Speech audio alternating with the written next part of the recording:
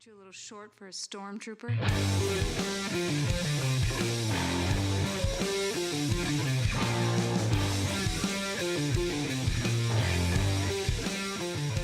What's up, nerds? Welcome to another episode of the Multiverse Report. Tonight, we are recapping your week's nerdy news from Dagobah to the Fortress of Solitude, everywhere in between. My name is Mike Gibson. With me, as always, Steve Haller. What's up, Steve? Not much. Not much at all, Mike. There's no news. There's been no trailers that have dropped. There's nothing that's been going on since we last talked. You sure? Because it's been a little bit since we've last talked. It is true. Publicly. Well, yeah. In front of microphones. As Publicly opposed to in front of microphones. privately in front of microphones. Yeah, no, there's definitely been some happenings in the world of the nerdy news-ish, whatever the hell we cover here. That is true. And we should say this is a rare Tuesday night episode. Well, we ended up not doing one last week because I was sick. I was sick as heck. And I think Steve put out some feelers to try to get a last minute replacement co-host. Couldn't really find anybody. So we skipped a week. Fortunately, not a ton of news dropped last week, with the exception of a couple Super Bowl teaser trailer things. Really, in my opinion, nothing huge to write home about. So I don't think we missed a ton last week. We might cover a couple things this week that were supposed to be last week. And then we were planning on recording yesterday because I was out of town Sunday night. Planning on recording yesterday night. And then we saw that the trailer for Mandalorian and Grogu is going to drop today. So why bother? Let's just wait till today so we can talk about the trailer and not have to wait an entire week to talk about the trailer. So hence the Tuesday night show. Thank you for bearing with us, our loyal listening and watching audience. We appreciate you being there for us. And Our loyal this listeners, podcast is sponsored by Funky Town Comics. And what's that? Our loyal listeners who have zero choice because, they get to listen whenever the hell we put it out. So you're getting it on a Wednesday. They're not in charge of when we do it. Yeah. You get it when you get it. And yeah, that's it. You get what you get and you don't get upset. Multiverse Nation. Is that what they're called? I don't know. Is that what our fans are called? If you are one of those fans and you have checked us out on our socials or liked, subscribed, commented on our YouTube pages or subscribed to our podcast, please let us know in that form what you guys want to be called, because I think we just kind of winged it right there. And for some reason, after however the hell many years we've been doing this, I don't think that's ever come up. It's over 4, right? We've been doing this? It's 2026, so it's got to be. It's got to be. It's got to be. All right, I'll have to look something up here. It just feels so long. I feel like we also could be doing this. Could have been doing this for 10 years and be like, it's been like 4 years, right? Right. Like, I don't know. It feels long and fresh still at the same time. I don't know why. Yeah, I won't disagree. It should feel monotonous, but I guess that's a good sign that we like doing it, right? That we just keep doing it. Yeah, I'd say that's a positive. So I think. Sorry, I'm very thirsty right now. I'm chugging out of my Mandalorian mug here. Fitting for today, since we are going to talk about the Mandalorian and Grogu. Yes, but not before we shout out our sponsors, Funky Town Comics and Vinyl. Some big news dropped from them today. Well, once again, for this week's books, if you have a pull list at Funky Town Comics and Vinyl, you're going to want to run up to the Cicero location because the Camillus store is closed again. Is it another water main break? No. It's a couple of reasons. Maybe repercussions from said water main break. Repercussion from the water main break. Won't give too much away. Basically, it's unsafe to be in that location. Fortunately, they were already planning on moving. No, we can't say that? No. Oh, I thought they could say that. Nope. So, okay, sorry. I thought no, they put it on Facebook. It was on Instagram today. Oh, was it? Yeah. Huh. Okay. They didn't say where, and I'm not going to say where, but they posted on Instagram, so Oh, I should yeah. be fine to say it. No, yeah, I would And you know what? agree. If I ruin something, come at me, Jesse. Come at me. You can withdraw your sponsorship if I ruin something, but you know what? I didn't. So This is true. they are moving. I believe the Instagram post just said to another location in Camillus. Yeah, I can but confirm. no details. Can confirm, talking to Jesse, that it is another location in Camillus. In Camillus, yes. So in the general vicinity of where they are on the west side of the city, where we like them. Yeah, no, it'll be a good hit. Yeah, I'm excited about it. I am too. But until then, you got to get your books up in Cicero, people. So I may be moseying on up there, finally get an excuse to head up to the Cicero store. Check it out. Never been up there. And you know what might else be what else might be an excuse? What else might be an excuse, Steve? To get up to that Cicero store is the fact that it is a distinct possibility that on February 27th, a week from Friday, you may be able to find myself, Mr. Mike Gibson, and Brandon from Mon Comics, another local podcaster in the comic sphere, up doing a live podcast there. So that's right. We believe at this juncture that is going to be our locale. It will be at some form and or function of a Funky Town location. So wherever that ends up being, we'll be there. February 27th. I don't believe a time has been set, I think, because a couple things are up in the air right now. But yeah, February 27th, check us out. If you want to come check us out in person, feel free. And if not, we'll be live on both of our channels. So we'll go from there. Yeah, come out. And I keep forgetting that's happening. We should have been talking about that probably for the last couple weeks. Well, hindsight is a wonderful thing, Mike. Yes, it is. And Steve and I have had a number of podcasting scheduling things happening recently, and that's just another thing. So, but it's happening soon. So yeah, come out and hang out with us and Brandon from Mon Comics, talking all sorts of nerdy stuff up at the Cicero location. Like Steve said, most likely, unless something changes. Funky Town Comics and Vinyl. Until then, you can listen to the rest of this podcast that we're recording right now. And what we're going to talk about is the aforementioned new trailer for Star Wars, Mandalorian, and Grogu. The next Star Wars film hitting theaters this May. I believe it's May, right? Yeah. Do we have, is it May 22nd? Is that what it said? Right. Which, funnily enough, because I just looked it up, is conveniently 11 days after our 5-year anniversary. May 11th. 5 years? May 11th, 2021 was our first podcast, Mike.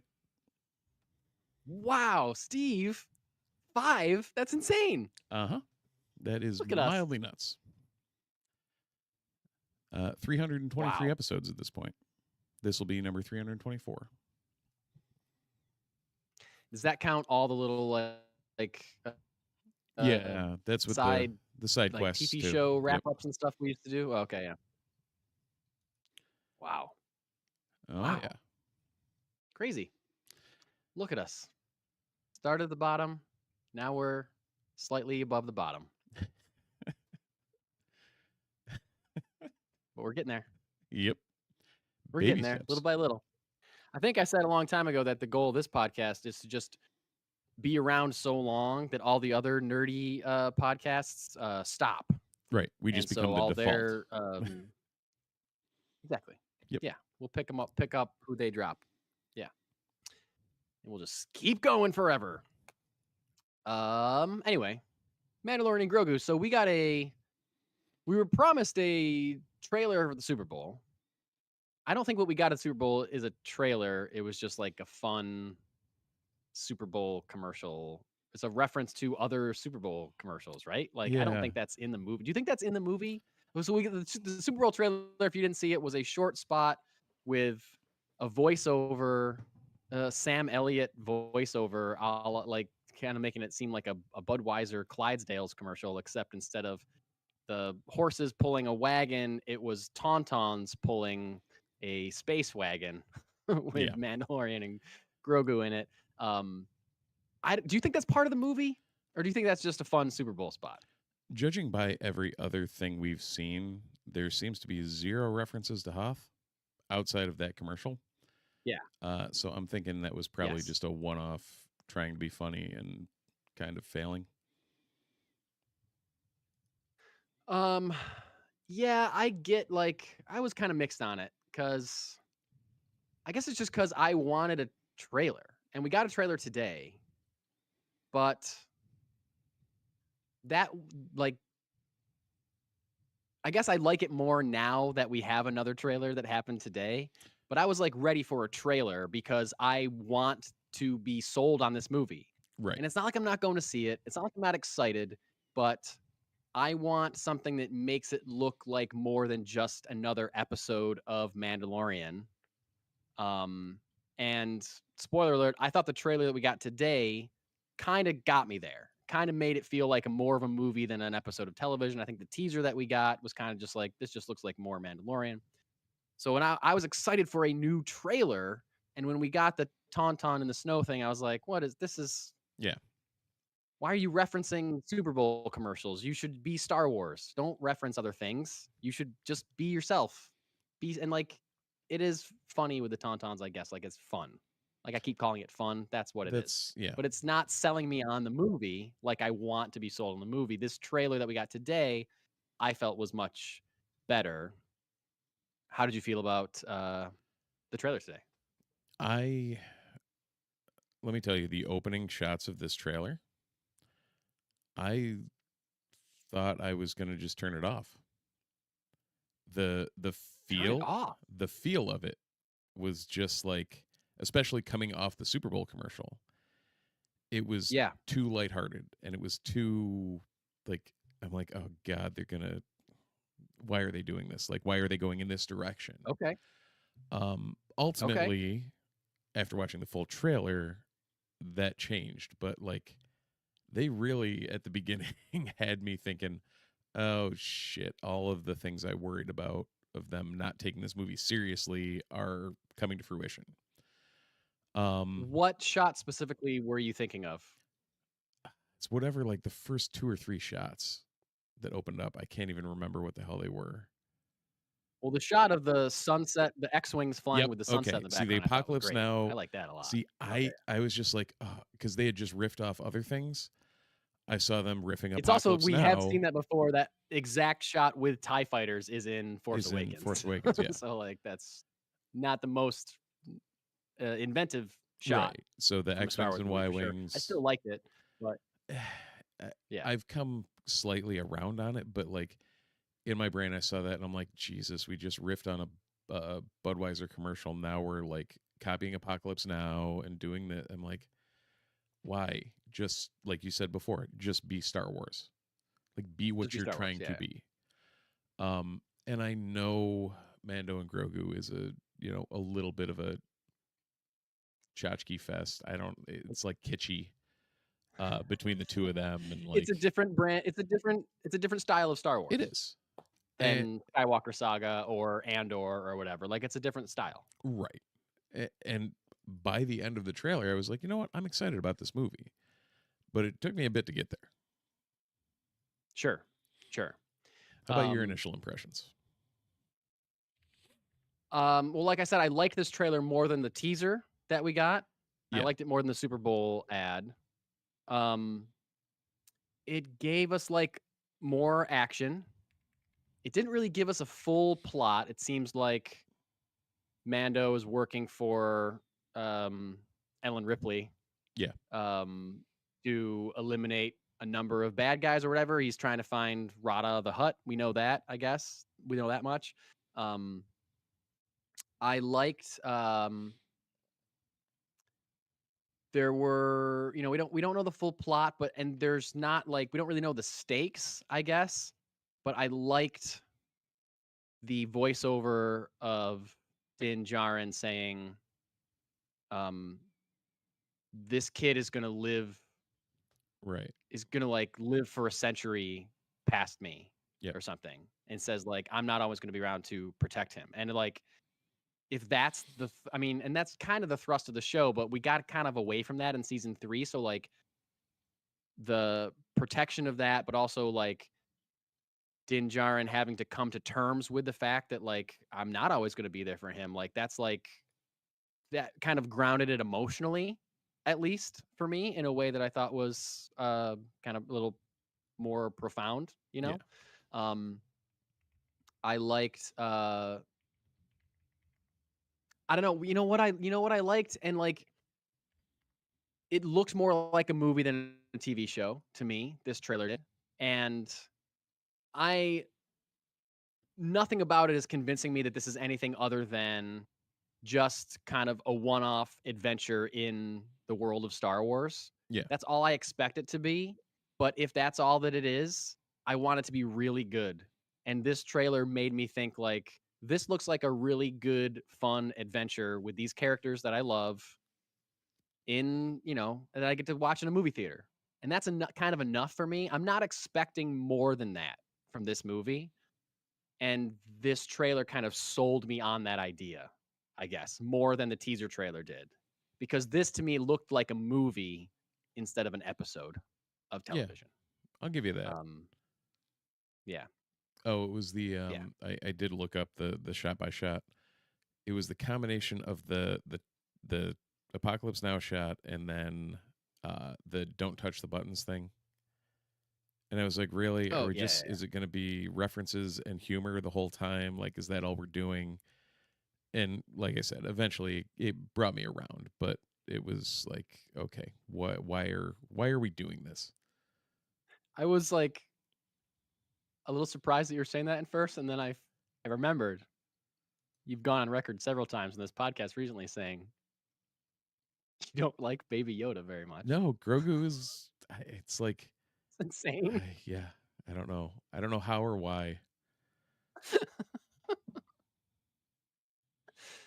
But then we saw like the Ardenian, and I was like, okay, cool. Like we're seeing another Rio and stuff Yeah, like that. which is funny because do you think that that character is in there just because Jon Favreau voiced that character in Solo, I or was thinking that. that speech is in Solo? Yeah. He's like, I got to put that Yep. guy in a different movie or that one of those creatures.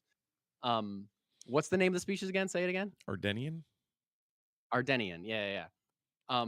Did you read who is voiced at Ardenian No. in the movie? I called this the second I watched it twice in a row, and Yeah. the second time I was like, wait, that's this guy. And then they announced it later. Mr. Cinema himself, Martin Scorsese, is voicing that Ardenian. Irony, thy name is what? Isn't that great? How? Great. Wasn't he I the was one like, that is that was like? Martin Scorsese? Wasn't he the one And that it was famously yeah. shitting on Star Wars type films? I think specifically he said that Marvel movies are not. Oh, that's what cinema. it was. Yeah. But But apparently Star Wars is fine. But he's also like, I don't know. He's friends with George Lucas. They came up together. They kind of blown up at the same time in the mid 70s or whatever. So like, or it could be just like a reference to the fact that he's known for not liking, genre stuff like this, and he thinks it's funny to be in one. I don't know. Right. I mean, in that vein, he also cast Werner Herzog as the client. Like, yeah, you're right. Favreau's got a touch for the classic cinema, it seems. Yeah, and there are people out there that love Star Wars. You know what I mean? Yeah. Like, I think I'm not gonna say that. I don't want to get yelled at by fanboys, but like Star Wars, Marvel does too, but like Star Wars is part of the history of cinema, and not just blockbuster filmmaking, but also like behind the scenes technical innovations, things like that. Like Star Wars is part of the language, and it is a building block of the history of cinema at this point too. Yeah. Certainly so is Marvel and the cinematic universe in a different way, I think for sure. But I think I can see how somebody like Martin Scorsese would admire um, Star Wars being from the mind of George Lucas over something like Marvel, which is adaptations of comic books, more Right. or less. You know what I mean? Yeah. Like Star Wars, whole cloth movie invented by a guy, a filmmaker. You know, um, I still hope we get another trailer that gives us a little more story elements That'd be nice. because it certainly does seem like they're all over the place. There's shots on different planets interacting with a variety of different creatures, different locations. I'm sure that it all fits together, but it seems like kind of a wild ride. And hey, I'm in for a Star Wars wild ride. Like I said, if this is like a fun, fast-paced adventure going all over the place, great. Based on this trailer, I can't tell how it all fits together. I'm sure that's by design. They'll like let us know when they want us to know, or just be a surprise for the film because Star Wars classically gives us trailers that show us a lot of cool stuff, but don't really tell us what the story of the movie is. Right. And I guess I don't know why I'm expecting this to be any different. But there's not enough for me to piece together like, oh, okay, it seems like this person's making them do this and then they have to go whatever. Besides, he's clearly working for Star Wars Ripley, Right. in some way. But do you have anyone any? anyone who's been living under a rock, Mike keeps referencing Star Wars Ellen Ripley because Sigourney Weaver is playing a general or Colonel Ward. Is that what it was? Yep, Colonel Ward is her character. Oh, I didn't see your name. Okay, cool. In the Rebellion. They should have just had her be Ellen Ripley, right? She should have Colonel been Ripley. Colonel Ripley. Cool. But spelled weird because it's Star Wars. Yeah, just like throw an extra vowel in there or something like that. Yeah. Ilano Rapaley or something. Yeah. Something slightly changed. Elon Sleazebagano. The best character ever. So, are you just down on this movie totally? Or are you like? I don't know because the more I'm looking, because I pulled up this shot by shot, like what went on in the trailer. Yeah. And every time I think of the Grogu things, I hate myself a little bit more because I should not have the same reaction. Like his little salute that should be cute as hell. I was like, that's just trite. And I don't know why my brain keeps going to that. Man, that's a damn shame, dude. That's a damn shame. I'm acknowledging that this sucks in my head. He's putting on his little armor. He's putting on his little gauntlets and tying his little chest shield on. It's adorable. I don't know. It's just, it boggles my mind that my brain is doing this right now. But like, I don't think. Is it too much? Do you think it's too much? I think it's the over-the-top nature of every time Grogu is out there and the fact that they've leaned into it significantly more as he became popular. And tailored things in the show around that fact instead of just making the damn show that they wanted to. Like that may have something to do with it as well. But the hut stuff, seeing Embo, like that sort of stuff was awesome. Great call bringing up Embo. Yeah. Very cool. And his dog, right? In live action. Yeah. I thought the dog was there. Yeah. And then the twin huts from Book of Boba Fett. Yep. And Rhoda, of course. Rhoda. Played by Jeremy Allen White. Jeremy Allen White. That's right. Do you think that you will rewatch the series before this movie? I'm trying to convince my wife to, or trying to convince my son to. So we'll see how that goes. Yeah. All right. I don't know. My son definitely wants to. Yeah, I really want to revisit season 1. Like the more I'm thinking of that with the whole IG-11 stuff, and that all seems like it's a. I would like to revisit that. Yeah. Yeah. Um, I did see some clip of an interview with Favreau from a couple days ago before the trailer was announced coming out this week. And he did reference, they asked if you could say anything about the film at all. And he did say something like, he mentioned that, I think he said Grogu has quote unquote leveled up a bit because of the training that he's had with Luke. Right. Although he's not with Luke anymore, he's back with Mando. But that you will see some kind of evolution of his power set of some kind, maybe. Um, and he does seem to have a little more control. He's lifting that mouse droid and like Right. crushing it, which is cool. But I don't know. Like, I know you and I, one thing that you and I both want out of this character is like a step forward. Yeah. Some sort of and growth. Some sort of growth. Although both of us, but if I'm speaking, I think I'm speaking for you when I say that both of us are worried that Disney just looks at Grogu and sees dollar signs in their eyes, and they're scared to age him up too much for fear of those dollar signs flying away. Yep. Which would be unfortunate because I think if you want people to really connect to that character, you gotta grow. Yeah. Grogu You would gotta think grow. so. Yep. Speaking of not growing, I'd assume you were very excited to see more Anzellans. Babu Frick's buddies. Yeah, that was cool. Yeah. I know how much you enjoy your Babu Frick, so I'd love a Babu Frick. Here's the thing. I kind of just like Babu Frick, and I'd rather it just be him and not like a troop of Anzellans. it almost feels like they're playing the hits, kind of like what I was complaining about. Like, oh, people thought the Anzellans were cute in this thing. Let's put them in here and here and here and here and everywhere.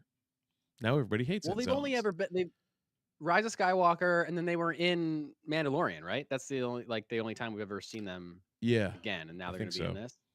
But still, even in Mandalorian, I was just like, it's fun. There's those, but they're not Babu Frick. They're just other Anzellan. Like, I just like Babu Frick, so I just want to see that guy. And the fact that there's more of them, it's kind of like a bit of a complaint. And it's, I do very much enjoy the show Mandalorian. But I like Mandalorians because sometimes you see one and you're like, oh, cool, Mandalorian. But like when there's just 50 of them, you're like, okay, yeah, I guess like the mystery is gone. You know what I mean? It's like, it's not always just like, ooh, people like these things, let's give them more of them. Like I understand that instinct. Yeah. But as a viewer, it's kind of just like, it was kind of special when you just saw them every once in a while. So I kind of feel that way about Mandalorians, and I kind of feel that way about Anzellans. Yeah. In general. And that's, I mean, even with the Mandalorian, if we'd have just seen their little, whatever the hell they called it, covert, whatever. Yeah. The small group of like him, the armor, and the yeah. Oh God, what's his face? The big guy. Yeah, that was fine. Yeah, like you got a couple of them. Vizsla. Yep. Not Tar Vizsla. One of the Vizslas. One of the Vizslas. Vizsla. Big Vizsla. We're gonna go with Big Vizsla. Yeah. Big guy Vizsla. Yeah.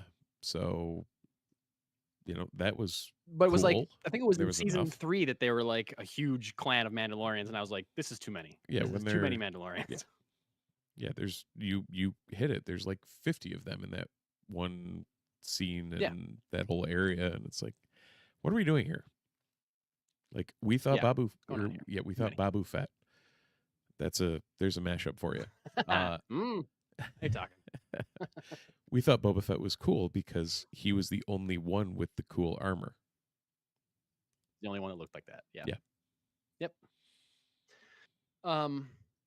Anyway, sometimes less is more, I guess.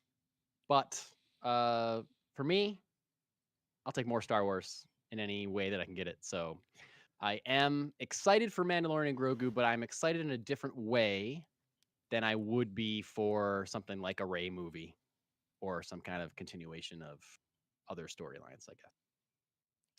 Anyway, check it out. Trailers out there now. We'll likely be getting another one. A couple roundups on the DC front. We got a Puppy Bowl trailer for Supergirl, and similar to, I remember last year for Superman, they did a trailer during the Puppy Bowl instead of Yep. during the Super Bowl. That was crypto focused. It wasn't a ton of new footage for Superman, and it wasn't a ton of new footage for Supergirl, but it did give us an adorable look at Crypto as a little puppy and Supergirl Kara meeting him for the first time. Very cool. We also got this week, they revealed the official logo for the Lanterns series, the HBO Green Lantern show. It's just the word lanterns, nothing really to write home about. Some people are very mad that the logo is not green. People are like, it's called Green Lanterns. It should be a green logo. Like, settle down, man. Yeah. It's just a word. There's a lot of lanterns. I don't think it's that big a deal. I get what you mean. Yeah. You know, part of me was like kind of surprised that it wasn't green, but I also don't care that much. Settle down. Well, it's okay. On the flip side, it's just lanterns. Is that an allusion to, by the end of this, maybe we get the Sinestro Corps or some other lanterns that are off, not greeny. Whatever. Yeah. That's good. That's a good point. That's a good point. I think some people are worried that because of the footage we've seen so far, and the fact that it's been described as like a down-to-earth kind of story, people are worried that it's not going to be Green Lantern-y enough. And we shall see. We'll see what kind of story they're telling. I don't know, but as far as the logo is concerned, it's fine. No, but if they tell a good story and they set the stage for future seasons, then they've done their job. Yeah. Because you know what just came out that was not the traditional superhero story and was one of the greatest Marvel shows that I've ever seen? Wonder Man. Yeah. I still haven't watched it, but I really want to. Oh. Yeah, dude, dive in. Your wife would like it. Make her watch it with you. She'd be into it. Clayface got moved just a month. It was supposed to come out in September. Now it's come out October 23rd. Maybe a better date since it's an R-rated horror movie from everything that we've heard. So closer to Halloween. Probably a good move for Clayface. I also saw this week that according to Scooper Jeff Snyder, apparently Stellan Skarsgård, Luthen Rail himself, has turned down the role of Christopher Dent in the Batman Part 2. He was offered the role, ended up turning it down. Who knows why, but that's the kind of actor that they're looking for, right, for that role. That kind of prestige actor, which I think, they got Sebastian Stan, they got Scarlett Johansson. They are shooting for the moon with this cast. I'm very excited to see how it all comes together. Yep. That's all that is. Nothing really to discuss. Just some DC updates there. Got a Marvel trailer. Steve, have you seen the trailer for Spider-Noir? I did. Starring Nicolas Cage. Yeah. It comes out on Amazon Prime, May 27th. Very unique. And we talked about this last time we were talking about Spider-Man Noir. We weren't sure if they were going to put it out in black and white or color. They're putting it out in both. Right. You can watch it either one. You can choose color or black and white. Seems like you should watch it in black and white. It seems from everything I've read that they were planning on only releasing it in black and white. It's kind of a black and white character. The trailer that I watched was in black and white. It looked great. So that's kind of how I'm planning on watching it. But Steve, what'd you think of the trailer for Spider-Noir? I thought it was Nicolas Cage. Okay. And you don't like Nicolas Cage, so you didn't love it? No, it was fine. But like, okay, I feel like, and I don't think you'll disagree with this, everything that has Nicolas Cage in it is just a Nicolas Cage movie. Like, he's so specific in what he does. It's just like, it seems quite out there and seems very, it's not what I expected. And it wasn't bad. I have to say, I thought it was great. Yeah. I liked it a lot. And from like what you're saying, making it feels like a Nicolas Cage thing. I think that's kind of what I liked about it, because it was Right. like quirkier and funnier, and the tone was different than I expected it to be. It almost In a way that I liked. there were points of that trailer that almost felt Wes Anderson-y. Sure. I Yeah. was like, what am I watching? And it wasn't in a Yeah. bad thing. Like it just was not what I expected in any way, shape, or form. Yeah. And I should have, because Nicolas Cage is in it. Yeah. Like he really he kind makes of his feels like movies. they're nailing the it kind of feels like they're nailing the noir tone of things, Yeah. people in like shadows, and the way it's shot, the dialogue seemed very like on par with a pulpy detective story of the 1920s or whatever. And he's really like leaning into the character. I don't know if he's supposed to I don't know if this takes place in the same universe as Into the Spider-Verse, if he's like the exact same Right. Spider-Man As the animated noir version. character Right. as the animated version, or just happens to whatever. Um, I don't know. I thought I was down for this. I thought it was cool. I thought it was funny. Um, I think I remember I heard something about Nicolas Cage recently, that if you notice, his the past few movies he's done haven't been with like high profile directors. They've been with like younger or like more independent filmmakers, lower budget movies. And what article I read was hypothesizing that he's choosing these roles because he has more ability to create his own character and be weirder. Yeah. Basically, like if he's working with like a first time director, that director doesn't have the power to say no to Nicolas Cage. They're just like thrilled that Nicolas Cage is in their movie. Right. Like, oh my god, I got Nicolas Cage. Yeah, do whatever you want. Do whatever you want. It's Nicolas Cage, and so he gets to do whatever he wants, and he gets to be more bold with his choices. So it's interesting thinking of that, and then seeing him in this trailer, which is a major property for a major studio. That property being Spider-Man specifically, not necessarily Spider-Man Noir, but it's a Spider-Man show. And he still seemed kind of weird in this, so I'm not sure how weird he's going to get, but there's that scene he says something about how he got plastered, and the way he says like, I got plastered, it was just like funny and just offbeat and strange. I don't know, made me laugh. I'm down for this. I guess like this was one that it's from when they announced it was happening. I was like, I'm going to have to see a trailer. There's no way I'm going to know if I like this or not. And now I've seen a trailer and I think it looks great. So I don't know. I'm in. Apparently my brain is just shitting all over everything recently. Like I did feel like that looked good, and that why I will enjoy it. But there were, points where I'm just like, Sure. But, one way or another, it's going to be one way or another. Going to be made. It's already made. And it's already made. Going to be on our screens May 27th.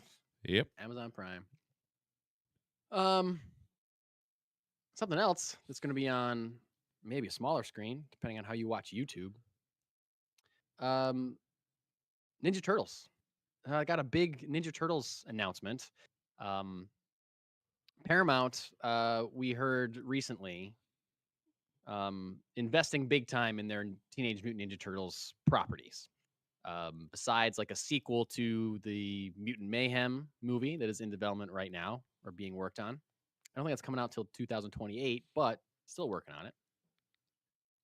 We had heard that they canceled a couple Ninja Turtles projects. One of those things being a live action adaptation of the Last Ronin comic book series, which is a bummer that they canceled it, especially when I just read that the woman that played April O'Neil in the original movie had already signed on to come back to play April O'Neil. Don't do that. Yeah. Lindsay Hogue or whatever. Is that her name? Yeah, something like that.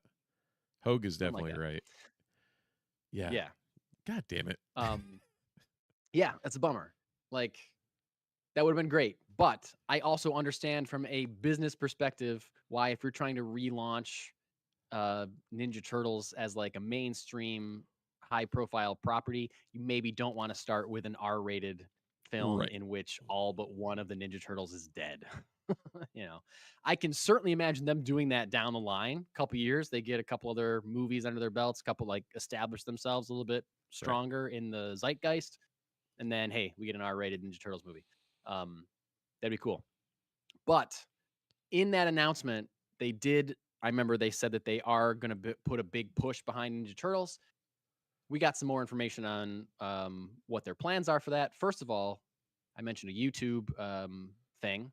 It's going to be an animated YouTube series, CGI animation called Teeny Mutant Ninja Turtles, about younger versions of these turtles as they're learning their, studying ninjutsu or whatever, kind of in the style of Spidey and his amazing friends, like definitely for younger kids. They're trying to like get kids in at a younger age, which is smart. All comic book properties should do this. Yeah. I don't like Steve, you and I rave about this all the time. Why isn't there a PG animated Superman or Batman or Justice League movie every Like 2 years? Like, they're what are you doing?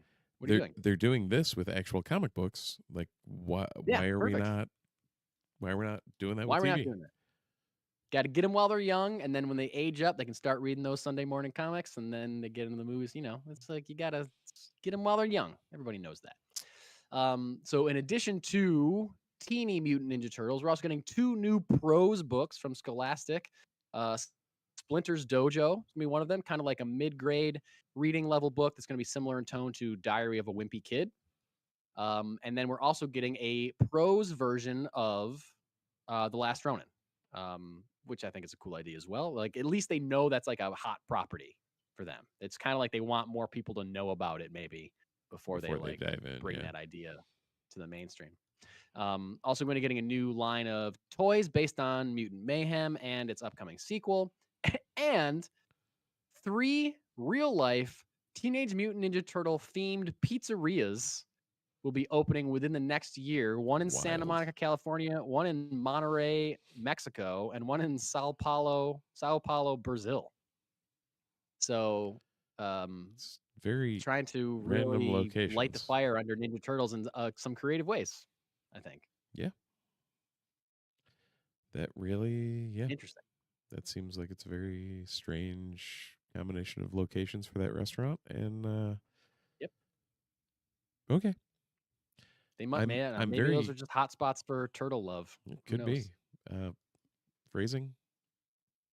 Yeah, I don't know. Yeah, it's, you know me, I'm always a turtle guy. Yeah. Like how do you make The Last Ronin a middle grade book? Like you said, they were put out by Scholastic. No, so I don't. I think Splinter's Dojo is mid grade. I think Last Rodin is straight up is not necessarily mid grade. I think Last Ronin is going to be faithful to the comic book material. From what the article that I read.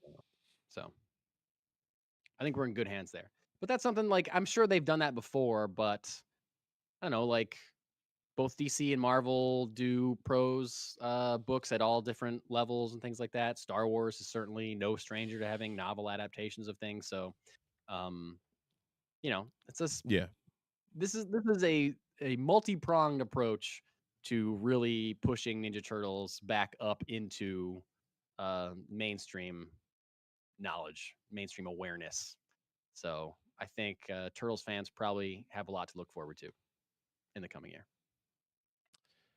Yep, it'll be good to see. And what else do we have to look forward to in the coming year?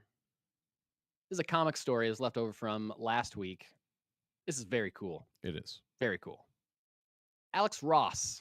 If you are really any kind of comic book fan, you likely know the work of Alex Ross, an incredible artist, painter.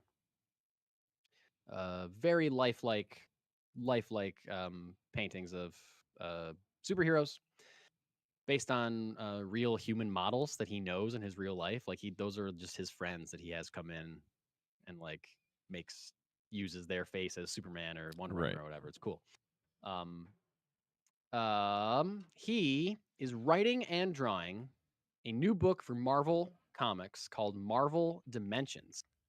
It's being produced by Marvel Comics and Abrams Comic Arts. Not sure why that has to be a partnership there if it's a Marvel book. But anyway, the story in general is being kept under wraps, but it's being teased as a, quote, tour through the Marvel universe and something much more expansive.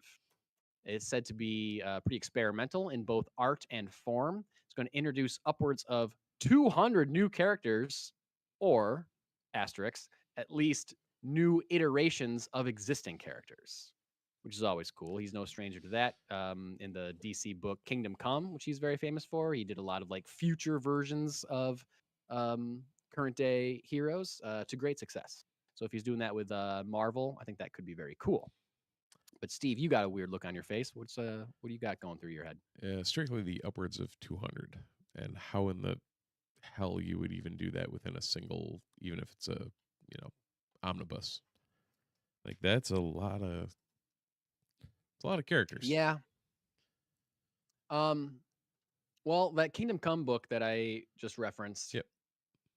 is like a Justice League book, and it also has a Legion of Doom, and it builds up to a giant battle or whatever.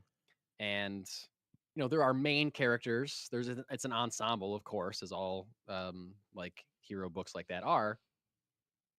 But there's also big battle scenes where just in the background you see like, oh, is that supposed to be this character? Or oh, is that supposed to be Hawk Girl or whatever? Like, so it could be that kind of thing where there's not 200 speaking roles, there's not 200 main characters. Right. But just like, you get a new costume design for somebody and a new backstory for someone else. Ross himself was quoted as the following, saying, "It's meant to be as bonkers a ride for the reader as it could possibly be. You're getting one kind of entertainment, and then it changes on you midstream. And then you're getting a different different art style suddenly, and you're just wondering, where's this going? And then the format changes within the book itself. All these things hopefully combine and come back together, but it's meant to be a wild ride that is throwing everything plus the kitchen sink at you." This is a hardcover book expected to hit stores this September. And that quote seems crazy, but it's definitely makes me very interested in what this book is. It changes format, changes art styles. I've never seen him work in another art style other than his like famous art style. Like, what is he talking about? Alex Ross is Alex Ross. Like, there's a reason the guy's won 10 Eisners. Like, yeah, right. He's very, very good at what he does. Very, very good at what he does. That's for sure. So what's this book going to be? Marvel Dimensions. Alex Ross. I don't know, but I'm very much looking forward to learning more about this book. Yeah. When it comes out late summer. Speaking of books that are coming out in your local comic book store this week, you may find following books: Absolute Batman 17, Amazing Spider-Man 22, Batman Superman World's Finest number 48, Black Panther 60th Anniversary Special, Captain America 7, Catwoman 84, Daredevil Punisher Devil's Trigger number 4, Doctor Strange number 3, Exquisite Corpses number 10, Fantastic Four number 8, Generation X23 number 1, Ghost Pepper number 8, It's Jeff Meets Daredevil number 1, New Avengers number 9, Nightwing 135, Star Trek The Last Starship number 5, Star Wars number 10, Superman Unlimited number 10, Teenage Mutant Ninja Turtles Shredder number 5, Titans 32, Ultimate Spider-Man 24, Uncanny X-Men 24, Wolverine 16, Wolverine Weapon of Armageddon number 1, Wonder Woman 30, and X-Men 25. Lots of X books this week. But nothing specifically on my pull list, although It's Jeff Meets Daredevil seems very interesting to me, and a Black Panther Anniversary Special.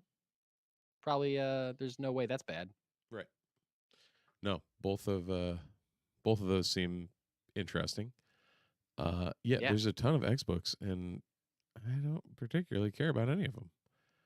That's too bad. Yeah, it's like Absolute Batman still cranking. So nice. I just saw there's a tease for an upcoming Absolute Batman issue that seems like it might be introducing Robin. Oh. At least based on the cover. The cover is a small Absolute Batman looking at a giant R. I don't know if it's a projection or what it's supposed to be, but like an R in a circle, like clearly a Robin insignia. So nice. be very interested to see what Absolute Robin looks like, because some of these characters look wild in the Absolute universe. Um, Steve, I was bummed out. I read some comics this week. I caught up on Birds of Prey. Yep. Only to find out that it's over. What? Yeah. It got canceled in December, I guess. And I had picked up all the books. I just hadn't read any since then. And then I was like, there's a couple issues towards the end. I was like, it seems like they're like rushing to finish this plot. It's like the pacing seems weird or whatever. Like, what's going on? And then like the end was and boom. Wrapped everything up nicely, and they were like toasting to themselves and saying like the end. And I'm like, what? The end? What? And I looked it up. Canceled. Bummer. I guess there was like a way that it could possibly have gone on, but it would have required too much like rejiggering from Kelly Thompson and her crew, so she just decided to let it go. What's she on now? She's doing Absolute Wonder Woman. Right. And I feel like I just read she's going to do something I think she's doing something for Marvel too. I don't remember, but she's always worth reading, that Kelly Thompson. Absolutely. Knows what she's doing. I think there was like maybe a Gotham. What was it? She's always been big on Jeff. So. Oh yeah. I don't know if she was doing any other Jeff the Landshark things, but not too many. I do appreciate him, as cute as he is. So I think that's it. I feel like we got through that stuff fast. Did we go fast through that? Yeah, episode? We're at 50 minutes, my friend. Wow. I didn't know we could do that. A little bit of a shorty. But I for a fact know that Steve is one tired guy. So I don't know what the hell happened there. Like weird. I just know you had a huge day. You just got home 2 seconds before we started recording. So I did, and I left the house at 5:30 in the morning. So yeah, exactly. So you know what, people? Take your 50 minutes and appreciate it. This guy is doing this for you. He should be in bed right now. I don't believe in sleeping. Yeah, neither do I, unfortunately. I wish I did. That'd be nice. But yeah, I think that's it. Any other hot takes you want to drop on us before we? No, I can just keep bashing on Grogu if you want, but like it's about where I'm at. No one wants that, Steve.